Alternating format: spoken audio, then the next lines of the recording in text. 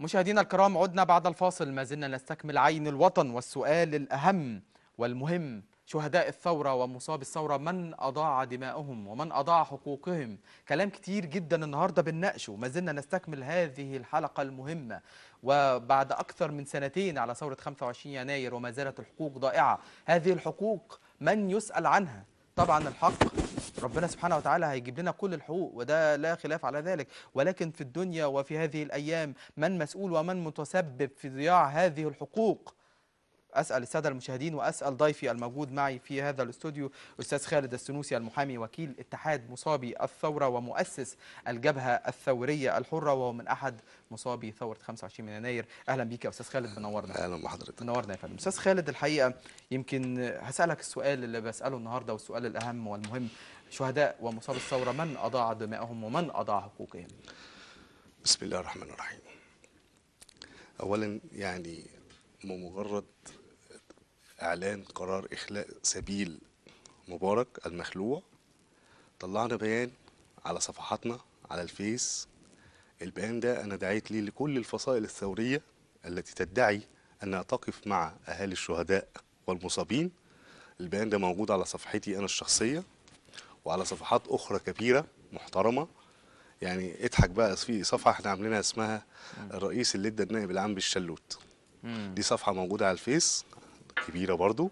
وفي صفحة تانية برضو اسمها، دي من ايام شفيق، ايام انتخابات الرئاسة، اسمها تحذير فلول، تحذير رئيس فلول او تزوير الشعب هيملى الميادين. ده ايام ما كان بيقولوا شفيق جاي. عملنا الصفحة دي فيها الحمد لله 330,000، والتانية برضو عدد ألفاتها كتير، بخلاف صفحتي أنا الشخصية. إذن البيان معروف على الفيس. البيان إحنا اللي مطلعينه، اتحاد مصاب الثورة، وما دعيتش فصيل دون الآخر. يعني أنتوا اللي بدأتوا بهذا إحنا البيان اللي قبل إحنا اللي النار، جماعة. إحنا اللي النار حاسين بيها. اللي إيده في النار مش زي اللي مش زي اللي إيده في النار.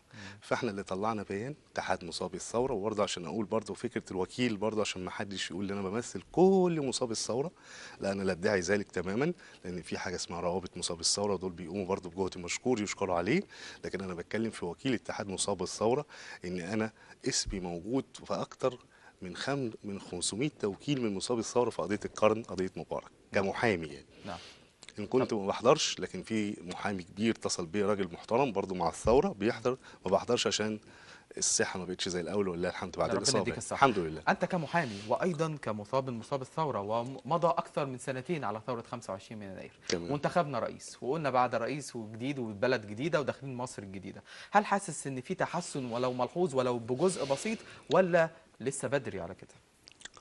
هو طبعا كل ثوره في التاريخ ولها اخطائها.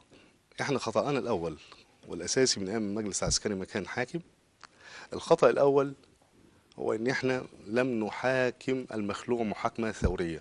ما فيش حاجه اسمها الثوره دي بتبقى بخلاف القوانين العاديه. كيف تحاكم حاكم قمت عليه بثوره بقوانينه وبقوانين العاديه؟ فده شيء يعني مستغرب، وده خطأ من اخطاء الثوره، بحجه عوده الاموال التي هربت.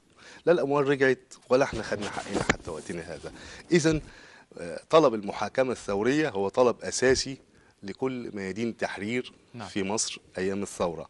فلا بد ان نعود لهذا ونصحح خطأنا. نصحح خطأنا. أما أن نتبع، أنا أقول لحضرتك يعني برضو نقطة مهمة جدا لازم أتكلم فيها بخصوص تطهير القضاء.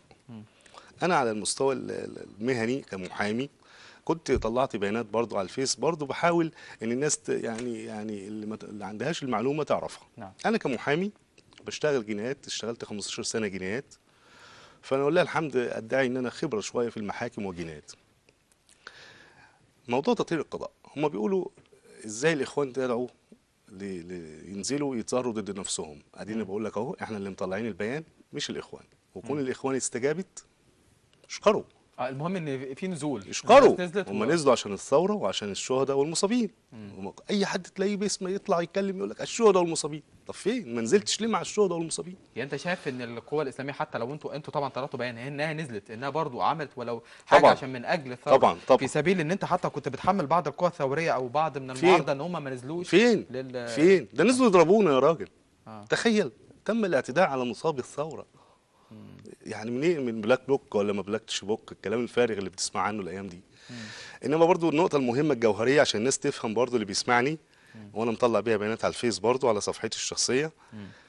آه، قصه تطهير القضاء، انا عايز اعرف، انا بالنسبه لقانون الاجراءات الجنائيه تم تعديله ان الشخص او الانسان اللي يتحبس سنتين احتياطي. اه قانون اجراءات تم تعديله يعني ده لازم. قانوني، يا ريت برضه عشان نفهم الناس بس اكتر. هقول لك برضو، اه هقول لك الفوله فين ماشي. القصه. ماشي اوكي، احنا مع القانون وتمام التمام، وقانون الاجراءات تم تعديله ان الشخص اللي يتحبس سنتين حبس احتياطي بياخد اخلاء سبيل. يجب ان يخلى سبيله. نعم. عشان كان الاول بيتحبس 3 سنين ويفضل محبوس لمدى النهايه، وفي الاخر ممكن ياخد براءه. فتم تعديل في قانون 2000 في سنه 2007. تخيل مين اللي ضغط على التعديل ده عشان خاطر البني ادمين والمواطن؟ مم. نواب الاخوان. تخيل، يعني نواب الاخوان هم اللي دعوا نقنن مده الحبس الاحتياطي مراعاه للانسان والمواطن المصري. طبعا يشكروا في حاجه زي دي. الحته بقى اللي انا بتكلم فيها اللي هي الفنيه شويه، تعالى بقى. انت فاكر ان عبد المجيد محمود اتعزل؟ ما اتعزلش. عبد المجيد محمود رئيس بمحكمه استئناف القاهره. مم. عندك فكر ان دور محكمه استئناف القاهره ايه هي دورها؟ هي التي تضع قضايا الجنايات امام الدوائر الجنائيه لنظر القضيه. مم. هي التي وضعت قضايا مبارك. طب هم عندهم علم لو فات سنتين من الحبس الاحتياطي لازم يخرج. عارفين يعني. عارفين. مم. اذا في يد آثمة من القضاء. احنا ما بنقولش مظاهرات ضد القضاء، لا، لا يمكن نقول كده. بلد بلا قضاء نزيه طبعا بقى خلاص غابه بقى. انتهت. نعم. لكن احنا بنتكلم ضد القضاة، القضاة. الاشخاص. وزعلانين قوي في مستشارين يسمعوا يقولوا لا انتوا كده بتهنينا كلنا. الله، طب هو مفيش في السجون قضاة؟ في هم كل بشر ما كأي حد بشر هم. بيخطئ. يعني كل منا يؤخذ ويرد عليه الا صاحب هذا المقام الرسول صلى الله عليه وسلم. مفيش حد له العصمه، حتى الرئيس مرسي نعم. له اخطاء. انا نفسي اما اجي اتكلم اقول خطا ليه بجد، خلاص هتكلم اقول في الخطا ليه هو انتقده، الاقي التانيين عاملين جريمه قد كده ما اقدرش اتكلم، لساني بيقف. ما هو بشر ليه غلطات وليه اخطاء، لكن التانيين من جرائمهم الكتيره هم بيقولوا الدكتور مرسي مات في ناس في عهده. طب طلع ملايين الشعب يا سيدي، اعمل عليه ثوره. مش عارف ليه تطلع الشعب، تمام. طلع الشعب عليه وحاكمه، لكن المستشار مش هيحصل. الزند كان في مداخله هاتفيه معانا يوم الجمعه في البرنامج، فبيقول ان دي كل ده معمول انها مساعي لاخوانه القضاء وان ده على جثتنا، ولا انت شايفها انها ده نزول من اجل شهداء الثوره ومصاب الثوره؟ والله بص حضرتك، انا قلت لك اهو البيان ده، انتوا يعني مش عارف النت لو كان شغال عندكم دلوقتي بتقول النت فاصل، لو كان نازل كنت اقول لك تاريخ البيان ده. لو يعني انا عارف ان انتوا سبقتوا بيه، يا ريت البيان يعني انت البيان اوجزت موجود، وقلت البيان موجود من قبل ما الاخوان ينزلوا وهم استجابوا ويشكروا والتيارات الاسلاميه. هذا البيان اللي موجود ده احنا اللي مطلعينه باسم اتحاد مصاب الثوره، وكل اللي بيتابعوني على النت عارفين الكلام ده كويس. نعم. اذا احنا اللي مطلعين البيان، وفي صفحات زي ما قلت لك تبنت هذا البيان. نعم. اذا احنا اللي مطلعين البيان. اما بالنسبه للمستشار الزند، يعني انا مش عارف صوته ما كانش بيطلع ليه زمان، يعني مش عارف يعني اما تزور الانتخابات هو نفسه كان بيقول انا ماليش علاقه بالقضاء الا الشاي والقهوه. اشمعنى دلوقتي بقيت تتكلم في المستشار الزند مع احترامي ليه فاقد للمصداقيه، يعني خلينا نتكلم في حد تاني. نعم. المعارضه، وانت تحمل ايضا المعارضه، مع ان احنا بنشوف ساعات المعارضه لما بيحصل اي شهيد او مصاب بيجروا على طول عليه ويقفوا يقولوا نحن ونحن ندين. هل انت شايف ان المعارضه في موضوع مساله القضاء، وخاصه ان في كتير من رموز المعارضه بداوا يقولوا الا القضاء واللي بيحصل ده تعدي سافر على القضاء، راي حضرتك؟ يا ريسنا، الناس دي فقدت المصداقيه. قول لي ليه؟ واحنا في قلب ميدان التحرير، الاستاذ حمدين صباحي مع احترامي ليه كان يدفعنا دفعا في ميادين التحرير، وهو نزل في صحيح في بلده في المنصوره كان بيدفع بتصريحاته الصحفيه، كان يدفعنا دفعا للهتاف بسقوط النائب العام اللي هو مين؟ عبد المجيد محمود. ايوه تمام. بعد ما الرئيس عزله قال لك النائب العام ده احسن واشجع نائب عام في تاريخ مصر. طب نثق في الناس دي ازاي؟ ازاي نثق في الناس دي؟ الرئيس مرسي ليه اخطاء، اوكي انا معاك، لكن جرائمهم هم وفقدانهم للمصداقيه خلانا مش عارفين راسنا من رجلينا. نعم. نقف ازاي مع الناس دي؟ الناس دي تطهير قضاء ايه اللي انت بتقول عليه يعني خط احمر؟ يعني ايه خط احمر؟ يعني مش فاهم انا. يعني ايه تخلي سبيل راجل وتحاكمه محاكمه عاديه وانت اللي بتحط القضيه قدام الدوائر؟ ازاي؟ هنضحك على بعض. استاذ خالد بصراحه، هل انت شايف ان في ناس بتتاجر بدماء الشهداء والمصابين؟ كتير كتير ورموز، ها؟ كتير طبعا، كتير كتير. ايه ما خدتوش مثلا قرار تطلعوا انتوا انتوا حضرتك وكيل اتحاد مصاب الثوره مؤسس الجبهه الثوريه الحره، ما بتطلعوش قرارات يا جماعه ما حدش يتكلم بلساننا وهو اصلا همه في الاول وفي الاخر ان هو عايز مصلحه مثلا او كرسي او حاجه ما هو انت عارف، معلش مع احترامي ليك انا اسف يعني، انت عارف عيب الاعلام الاخواني او الاعلام الاسلامي عامه، عيبه الاعلام عندهم مش قوي. بمعنى انا ان عارفه طبعا تقسيم اعلام اخواني واعلام ليبرالي، هو الاعلام اعلام ولكن في انا ناس اقصد فعلا يعني قنوات الدينيه قنوات الدنيا. يعني ليست بالقوه التي قوه القنوات الاخرى. القنوات الاخرى بتتابع النت وبتنزل وتعمل وتروح وتيجي. القنوات الدينيه للاسف الشديد يعني انا مطلع اللي انت بتقوله ده، انا مطلع بيه بيانات. احنا مصدقين ما والله، حدش عارفين ان في يتكلم بيان وان يعني، في، ما وحضرتك بتقول على الهوا اهو غير يعني من غير البيان ما ده، انا بتكلم عن وممكن اي بيانات. حد يخش على النت ويخش يشوف اه البيان. صفحتي حضرتك الشخصيه بتقول خالد السنوسي او ماشي، خالد السنوسي تمام بالانجلش او تمام خالد تمام. السنوسي بالعربي مع بعض كده، هتنزل لك صفحتي الشخصيه، ناس افاضل محبين للعبد الله الفقير عملوها لي. تمام انا تمام. برضو مش خبير في مسائل النت برضو وكده، هم اللي بيعملوها لي، لكن بنزل البيان عليها. كل النقطه اللي حضرتك بتتكلم فيها، طلعنا بيانات ما حدش يتكلم باسمنا، لينا اتحاد، لينا روابط، لينا ناس، لكن تقول لي مين الناس دي بتتاجر؟ ليس الا للاسف الشديد. طيب انا عايز اسالك سؤال مهم جدا. في اتفضل. بعض من مصاب الثوره عرضوا اللجوء للخارج الحقيقه، ودي قلنا شفناه. قلنا الكلام ده والله، يعني انا مش عارف، اه طلعت بيان برضو قلت يا فيه. ريت بس توضح لنا النقطه دي، ان البعض قال اوضح.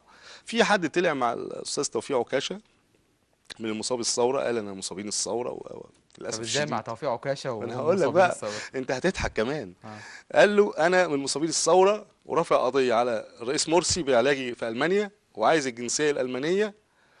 وقال له طب هتتنازل عن القضيه؟ قال له ممكن اتنازل عن القضيه دي بشرط واحد، اني مبارك يطلع. انت مصاب ثوره وثورجي وبتتكلم في ان مبارك يطلع، تناقض شديد طبعا. فالراجل ده فقد المصداقيه، سواء اللي جابه كتوفيق عكاشه كمذيع احنا عارفين. فانا مطلع بيان قلت فيه ان الشخص او الاشخاص اللي طلعوا يتكلموا ان هم مصابين ثوره مع توفيق عكاشه او في الجرايد، هؤلاء لا يمتون للمصابين بصله، وهؤلاء وتوفيق عكاشه ما هو الا طيب. عدو من اعداء الثوره، ده معروف يعني. طب غير توفيق عكاشه، ما يقال ان في كلام ان في اسرائيل عرضت على بعض من مصاب الثوره او البعض ان هم يعني يذهبوا ليهم او لجوء او انا كده. بقول لك دي فرقعه اعلاميه مش فرقه اكتر. اه عالميه. طبعا، ده كلام فارغ. مين الشخص المحترم اللي بيحب وطنه يروح ياخد الجنسيه الاسرائيليه؟ يعني ليه يعني؟ يبقى خاين. حتى لو مش هم عرضوا ممكن تكون اسرائيل عرضت. يا بيه حتى لو عرض ما تقدرش تعرض، ما تقدرش ما تعرض. تقدرش ازاي يعني؟ مم. احنا بنهرج. ده وطن، ده امن قومي.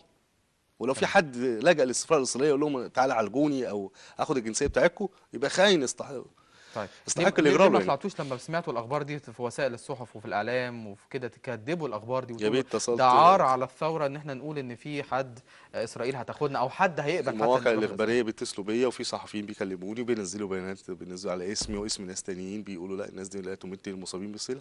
اه احنا موجودين اهو. تعالوا هاتوا لنا، طلعوني كل يوم، وانا مش هقول لكم بس بالليل عشان بالنهار انا طلعوني كل يوم وانا اقول لكم اللي فيها ايه. انا اهو موجود وغيري موجود. هل في خطوات تصعيديه تبداوا تاخدوها لو انتم صابرين ماشيين تبع القانون ومستنيين القضاء يحكم؟ لا قانون ايه بقى، خلاص احنا عايزين قلنا ايه، طب نرجع استنى، احنا كده هنشيل القانون نصحح. يعني؟ لا مش نشيل القانون، احنا لابد ان نصحح الخطأ. نعم. احنا خلاص عرفنا الفولة. هتعملوا ايه بقى؟ يا راجل ده هننزله قدام قاضي مدي ناس براءة وتنحى، ويجي ننزله تاني قدام واحد تاني مدي ناس براءة في نفس شغلانه كده. لا مش ممكن، طب القانون قول لي ممكن واحترامنا هتعملوا للقضاء. ايه؟ ما انا بقول لك اهو، احنا في بيان نازل، فعالياتنا مستمره في ميادين مصر وفي التحرير، وتضامن برضو يوم الجمعه الجايه برضو في تضامن معانا يعني الجماعه الاسلاميه والتيارات الاسلاميه. الناس دي طب ما فين الثوريين اللي بيقولوا عليهم يعني؟ انا مش فاهم فين توم وجيري يعني، مش فاهم اللي بيقولوا عليه توما وجيري ده. مش ده بيقول انا ثوري؟ نعم. وقال ان انا كنت بقول ان حرق مقرات الاخوان عمل ثوري. أنا دلوقتي بقول ان حرق الاخوان انفسهم هي الثوريه بعينها. اقول له يا راجل ده حرام عليك، ده انت كده لا وطن ولا دين ولا عرف ولا اخلاق، عايز تحرق فصيل كامل مصريين. ولا التانية اللي هي اسمها حفاره باين، ولا اسمها ايه باين؟ حفاره. حفاره نجم باين، ولا اسمها ايه؟ لا نورني. نوره نجم. بتقول لك ايه؟ تقول لك انا ممكن اتفاهم مع الاسرائيليين وما تفهمش مع الاخوان. انا يا سمعت نهار من بعض اسود اللي سألك انا ايه ده؟ اتحمل اليهود وما اتحملش ايه ده ايه ده الباطل. ايه ده ايه الكلام ده؟ ليهم البعض الاخوان قال ايه؟ كده الاخوان الحقيقه، وده يهود؟ لان كلنا يا فصيل ده احنا واحد، كلنا لا نقبل مصريين، باي مساس الاخوان لهم طبعا ما طبعا لهم وعليهم ما طبعا عليهم، طبعا لكن تقول اتعاون مع الاسرائيليين لا وما اقعدش مع الاخوان؟ لا حرام طبعا عليكي، لا طبعا. حرام عليك، خليكي. استاذ خالد. فانا اه اشياء اشياء يعني طبعا يعني. يندى لها الجبين. طيب البعض الحقيقه بيحمل بعض من التيارات الاسلاميه انها سبب من اسباب، يعني مش هنقول ان الثوره فشلت، ولكن شبه ان الناس دلوقتي في الشارع بيقولوا ولا يوم من ايامك يا مبارك، وان الثوره دي جت علينا بالخراب. هل البعض يحمل من المعارضه التيارات الاسلاميه انها سبب اخماد الثوره؟ هل انت مع ام ضد، ولا شايف زي ما حضرتك كان شايف في كلامك سابق بتقول لا ان الاسلاميين بينزلوا هم في الشارع ولكن المعارضه هي اللي ما بتنزلش؟ شوف حضرتك، هو اللي طلع في الثوره قد ايه؟ CNN وبعض المواقع الكبيره قالت ان طلع في الثوره اكتر من 20 مليون. المصريين وافقوا على خلع مبارك. طيب احنا قمنا بالثوره و20 مليون كانوا في الشارع، اذا معظم الشعب المصري ان لم ليه؟ يكن اغلبه، ما عدا طبعا اللي هم كانوا منتمين للحزب الوطني، موافق على الثوره. نعم. اذا لما انت تيجي تقوم بعمل ثوره، انت مش راح تتخانق مم. وتروح، انت بتقوم بثوره، فلا بد ان تتحمل. فالثوره لابد لها ان يكون لها ثوره مضاده. التاريخ علمنا كده، التاريخ قال لنا اي ثوره في الدنيا بيقوم لها ثوره مضاده تعجزها، ده شيء طبيعي. ولابد ان يكون بعض قله العيش، ده شيء طبيعي في اي ثوره قامت. نعم. الحمد لله، احنا الحمد لله لاقيين اللقمه بناكلها. في فرنسا الثوره قامت ما كانش لاقيين حاجه، فالحمد لله. ودلوقتي فرنسا من عظام الدول، فالحمد لله رب يعني العالمين. شايف ان ده طبيعي، ان لازم طبيعي يكون في جدا، ثوره لا لا لا، مضاده، لازم طبيعي يكون طبيعي. في ولازم اختلافات. نتحمل، لازم نتحمل. احنا كمصريين قمنا بثوره ليه؟ وافقنا على الثوره ليه؟ ما كنا خلينا مبارك بقى. صح. فطالما وافقنا على الثوره نتحمل ضرائب الثوره، بس في ضرائب ناس الثوره. مستعجله، في ناس مستعجله، في ناس مش عايزه تدفع ضرائب الثوره اللي انت بتقول عليها احنا دي، عايزه بنحاول تاخد مصر الجديده على طول. والله ربنا اللي يعلم، احنا شغالين كويس وبنعمل، بنقول، بندعو الناس كلها انها تتحمل وبنصبر. انا هنعمل ايه اكتر من كده؟ بنقول. استاذ خالد، هل شايف ان الاعلام بدا ينسى شويه شهداء الثوره ومصاب الثوره؟ هل شايف ان كان الاول بنشوف كليبات بتتعرض في القنوات كلها عن الثوره ويا ام الشهيد والكلام ده كله، بدانا شويه ننسى وبدانا نعرض حاجات معينه، برامج مثلا معينه بتنسي الناس، خلاص بدانا ننسى شويه ولا لسه فاكرينهم؟ لا يمكن ننسى، لا يمكن تنسى. انت تقول ذلك، ولكن كنت شايف بعض وسائل الاعلام او بعض الناس، شايف الناس في الشارع انت نسيت ولا لسه اذا فاكره؟ كنت بتتكلم عن الاعلام بتاعنا، الاعلام بتاعنا ده يعني ده ما بقاش اعلام. يعني كان وزير خارجيه ولا وزير الدعايه بتاع هتلر قال له اعطيني اعلاما مضللا اعطيك شعبا بلا وعي. فالناس دول زي ما بقول لك كده هم شغالين كويس، اعلامهم كتير قوي حقيقه، وبيشتغلوا. والناس بتشوف، ناس بتحب ايه؟ ناس بتحب اللي يشتم. يعني للاسف الشديد مش هم مش بيحبوا، اللي بيحب الحاجات اللي فيها اثاره وشتيمه وقله ادب، عشان يقولوا ده الناس دي وحشه. فسيبهم، سيبهم مع بعضيهم كده. الناس يعني الناس دي اللي بتشتم وبتقل ادبها، اللي هم كاعلاميين، سيبهم. في مرور الوقت الناس هتفهم ان الناس دول مش كويسين. فالاعلام هو اللي ليه السبب في ان هو ان الثوره او الشهداء والمصابين ما بقاش ليهم دور قوي زي الاول، وكانت الكفه بقت تميل ناحيه المخلوع شويه، والناس يقول لك ارحموه عشان سنه. طب ما انتوا ما تنسوناش، غير احنا كمان، ده في ناس عدت ال 80 سنه من المصابين والشهداء. الناس راجل ماشي باربع عجلات وعنده 80 سنه، احنا هننسى دول؟ مش ممكن، عشان فرض نعم. مش ممكن. الرئيس مرسي في أكثر من حوار ولقاء وخطاب دائما يقول شهداء الثورة، شهداء الثورة، مصاب الثورة وحقوقهم سوف تأتي. هل شايف أن في مساعي فعلا حقيقية لهذا، ولا يعني هي مجرد كلمات فقط؟ والله الملف ده شائك زي ما قلت لحضرتك. احنا اخطأنا الثوره كلها، مش الدكتور مرسي بس. الدكتور مرسي والاخوان بصفتهم احد شركاء الثوره، اللي بيقول عليهم ركبوا الثوره، مش عارف ركبوها ازاي، يعني مش فاهم ركبوها ازاي. انا برضو مش اخواني وربنا اللي يعلم، لكن انا بقول كلمه حق. الاخوان اخطاوا، المجلس العسكري اخطا، كل الفصائل الثوريه كلنا اخطانا. المعارضة أخطأ، كل كلنا انا أخطأنا. كاتب بيان برضو على النت وعلى الفيس على صفحتي، بقول كانت ناخبه كلنا. يعني انتوا القوى الثوريه اللي بيقولوا عن نفسهم ثوريين رايحين بيدعوا دعوه ان هم يحرقوا مقرات الاخوان.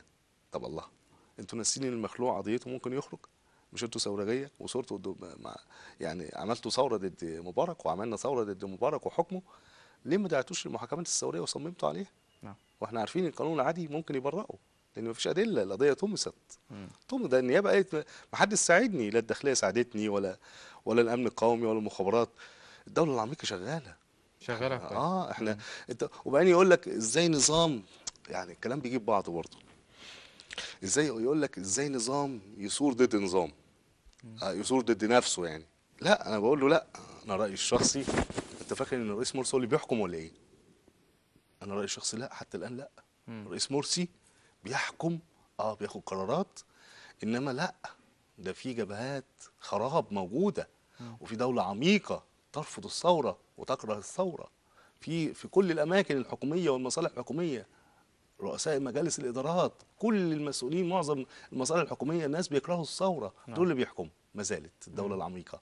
فالحرب بيننا وبين الدوله العميقه وبين الثوره المضاده، نعم. وكل من تعاون معها. نعم. اي حد يتعاون مع الثوره المضاده، سواء الشفيق في الامارات وضحي زفتي خلفان ده، خدت بالك، والناس ديت اللي بتدعو للثوره المضاده. معركتنا ونساعد الرئيس مرسي لانه احد شركاء الثوره الذي لم يتعاون. هما بيقولوا راح مع عمر بن سليمان وقعد مع عمر سليمان، وقعد مع عمر سليمان يعني عامل ايه بعد ما تخلى عن الثوره، تخلى عن الميدان؟ ده الاخوان دول، اقول ايه بس، شباب الاخوان، وقال الكلام ده والله، شباب الاخوان هم اللي انقذونا في موقعة الجمل، وكل الناس قالوا وكل الناس كده، شهدوا كل بكده. الناس شهدوا بكده. دلوقتي هم يعني بيقولوا بيقولوا ان هم خلاف الكلام الفارغ ده، يعني انا مش فاهم، يقولوا ده كلام فارغ، احنا اللي انقذنا نفسنا. طب انتوا ليكوا فيديوهات وليكوا تصاريح صحفيه ان الاخوان لهم دور قوي في موقعة الجمل، لولاهم بعد المولى سبحانه وتعالى ما كانت الثوره دي قامت. وده كان كلام الرئيس مرسي امبارح في حوار على قناه الجزيره الله. القطريه ان الثوره هتستمر وان هو وبعدين هيجيب ايه حقوق قاعد مع البشر. عمر سليمان؟ يعني يقول لك هم اللي باعونا الاول، قعدوا مع عمر سليمان. انا مش فاهم يعني ايه قاعد مع عمر سليمان. طب ما في شباب قعدت مع، اسمه ايه ده، عبد الرحمن، اسمه ايه ده الشاعر ده، اه. اسمه ايه ده، القرضاوي، عبد الرحمن عبد قرر الرحمن عبد يوسف. الرحمن، عبد الرحمن يوسف، صح، صديق شخصي وراجل حبيبي وراجل محترم. طب ما راح قعد مع عمر سليمان، هتقول عليه خاين راجل؟ خان الثوره؟ الله. اصل البعض قال ان هناك كانت صفقات ومع المجلس العسكري مع عمر والله دي امور سليمان. خفيه لا يعلمها الا الله، لكن انا اللي انا شايفه لا صفقات ولا بتاع. صفقات ايه؟ صفقات ايه؟ نعم. انا مش فاهم صفقات ايه. الله. طب بمناسبه الصفقات، البعض قال ما ان تخلوش عن الميدان ليه طيب لما كان في صفقه مع مم. عمر سليمان ومع النظام؟ فضلوا في الميدان، نعم. و10000 بني ادم ساعه موقعة الجمل من الاخوان نزلوا فورا نعم. لما في تدبير القضاء على الثوره. طب لا. بمناسبه الصفقات، البعض قال ان المعارضه حطت ايديها مع الفلول من اجل القضاء على الاخوان. راي حضرتك؟ طب ما ده واضح. مم. الله، واضح، شيء طبيعي. البرادعي مع احترامي ليه، قبل ما يروح الامارات قال مش هنزل انتخابات، بعد ما راح قعد مع شفيق وقعد مع ضحي زفت خلفان ده قال لك انا هنزل انتخابات. الله. وسمعنا كلام ان في صحفيين قال لك ده انا جاي ومعاه بتاع مش عارف 10 مليار ولا مش عارف كام، نعم. الله اعلم يعني. نعم. طيب لا، في تعاون، في تعاون. في تعاون. والدكتور برادعي مع احترامي ليه طبعا، يعني ليه يعني بتضيع كل تاريخك يا دكتور، انت راجل ده رمز من رموز الثوره مش هننكر، نعم. لكن بتضيع كلامك. انت بقى اسمع اسمك على النت تويتر مان، مم. يعني بتاع تويتر بس. تمام. وكأن ثورة لم تقم، وكأن هو ده بس اللي فالح فيه، مع احترامي ليه يعني. نعم. لا يا دكتور براتي لازم تقول كلمة حق. طب الناس اللي الشهداء اللي ماتت مم. في بتوع الاخوان ما اتكلمتش عنهم ليه؟ مثلا يعني ما بيجيبش الا سيرة الناس اللي هم معاه فقط. شاف نجي المفروض يبقى في عدل، لازم اللي اللي بيقولوا هنا دول، أقول ده في ناس وده. ماتت في عهد مرسي، ماشي انا معاك، اوكي، تعال نحقق ونشوف، بس مش بثورة. فرق كبير، خلي بالك من النقطة دي مهمة جدا. فرق كبير. اللي مات ايام مبارك كان ثوره، عشان كده بنحاكمه، لكن مرسي اللي مات الله اعلم طبعا مات ازاي. هو في كلام دلوقتي ان اللي قتل جيكا الله يرحمه، جيكا ده بطل مم. ودعم مرسي. في كلام ان اللي قتله واحد صاحبه، يعني الله اعلم، انا ما اقدرش احكم. التحقيقات هتبين كل ده. استاذ خالد، عشان لكن كل ده ما كانش بخصوص ثوره، ثورة. بخصوص مظاهرات مضاده، شايف نفرق يعني ما نقارنش معارضه ده بده. تعاونت، معارضه تعاونت مع الفلول. طيب. للاسف الشديد. طيب استاذ خالد، عشان خلاص وقتي بيخلص، انا عايز، يا معقوله. معلش ان شاء الله هيبقى في لقاءات تانية، بس يعني طبعا حتى الكلام، حتى لو الوقت لو قليل، كفايه ان احنا طلعنا بمعلومات مهمه تفيد الساده المشاهدين. الحمد لله رب استاذ العالمين. خالد السنوسي، ازاي الفتره اللي جايه نحاول ان شاء الله، وطبعا الثوره مستمره، شايف ازاي ممكن نجيب حقوق الشهداء اللي راحوا في سبيل هذا، في سبيل الله طبعا وفي سبيل هذا الوطن، وان احنا ان شاء الله نجيب حقوق المصابين الموجودين دلوقتي؟ شايف ايه اللي يتم الفتره اللي جايه عشان على الاقل يكون في بارقه امل، والناس اللي هي كفرت بالثوره نقول لها ان شاء الله لا، في مصر جديده جايه ان شاء الله؟ علينا ان شاء الله بامر الله هيحصل ان شاء الله في الجمعه اللي جايه واللي بعديها واللي بعديها احياء الثوره من جديد. احياء الثوره من جديد. طبعا احياء روح الثوره من جديد، ونتكاتف جميعا، حتى الفصائل اللي بيننا وبينهم اختلافات نتكاتف. يا جماعه المخلوع وادارته ودولته بترجع تاني. احنا بنتك على بعض. لابد احياء روح الثوره من جديد في مدينه التحرير في مصر، وان شاء الله الجمعه الجايه هتلاقي بدايه لاحياء هذه الثوره. متفائل؟ طبعا. متفائل. طبعا. حلو التفاؤل ده، يعني طبعا ان بالتفاؤل شاء بختم الله. معايا ان الحلقه شاء النهارده. الله. انا بشكر الاستاذ خالد السنوسي ان شاء المحامي الله. وكيل اتحاد مصابي الثوره ومؤسس الجبهه الثوريه الحره. انا بشكرك، واحد مصاب الثوره طبعا بشكرك شكرا جزيلا. اهلا ان شاء الله في بيك. لقاء اخر. اهلا بيك. يعني مشاهدينا الكرام، يا رب تكونوا استمتعتم واستفدتم بحلقتنا النهارده، وكانت حلقه يعني الحمد لله يا رب تكون طلعنا بمعلومه مفيده، وبنقول ان الثوره مستمره، بنقول ان شهداء الثوره ان شاء الله دمائهم مش هتروح هدر ولا مصاب الثوره. برضه في نقطه معلش قبل ما عشان تفصل، الوقت. عشان الوقت معلش دقيقه واحده بقى. الناس المشاهدين اللي بيتابعونا ارجو تتابعوا الثلاث صفحات دول. الرئيس اللي ادى النائب العام بالشلوت، صفحه جميله جدا. نعم سريعا بس. وتحذير رئيس فلول او تزوير الشعب هيبلى الميادين، وصفحتي انا الشخصيه على الفيس هتعرفوا كل حاجه. نعم.